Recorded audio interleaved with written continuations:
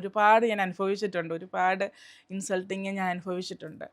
ഞാൻ പണ്ട് സ്കൂളിൽ പഠിക്കുമ്പോഴൊക്കെ ബസ്സിന് പോവായിരുന്നു.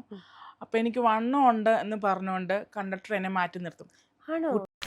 ഒട്ടുമിക്ക ആൾക്കാരുടെ ഒരു സങ്കല്പം എന്ന് പറയുന്നത് 0 സൈസിലുള്ള വ്യക്തികൾ, മോഡൽസ്. അതെ അതെ. പക്ഷെ അവിടെയാണ് ഭയങ്കര ബോൾഡ് ആയിട്ട് മീനു ഇറങ്ങിത്തിരിക്കുന്നത്.